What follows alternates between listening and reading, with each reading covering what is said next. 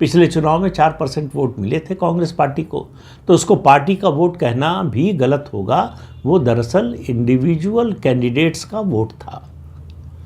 चूँकि पार्टी के सिंबल पर लड़ रहे थे तो ये पार्टी के खाते में दिखता है। तो दिल्ली में कांग्रेस का कोई वोट बचा नहीं है।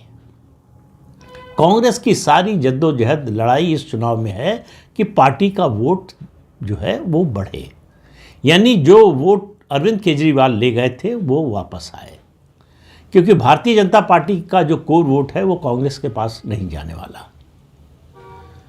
और भारतीय जनता पार्टी के लिए ये चुनौती थी कि उसके बारे में जो ये बार बार कहा जाता है कि दलित और अति पिछड़ा वर्ग में उसका समर्थन या तो बढ़ नहीं रहा है या कई बार लगता था कि घट गया है।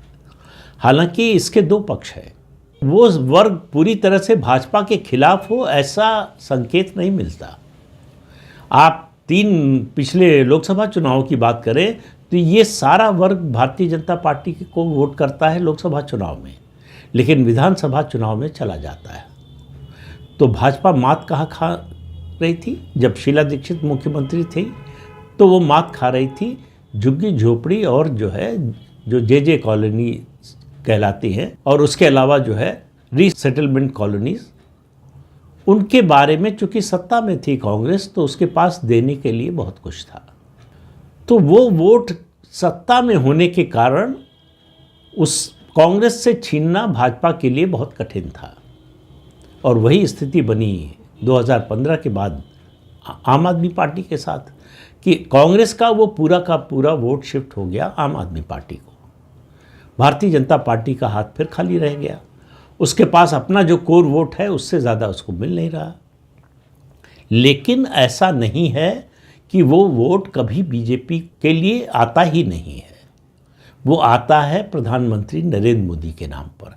इसलिए लगातार 2014, 2019 और 2024 में दिल्ली लोकसभा की 7 की 7 सीटें बीजेपी ने जीती। और आप याद कीजिए, अरविंद केजरीवाल को ये बात समझ में आ रही थी कि अगर ये चुनाव केजरीवाल बनाम मोदी बन जाएगा तो जीतना मुश्किल हो जाएगा।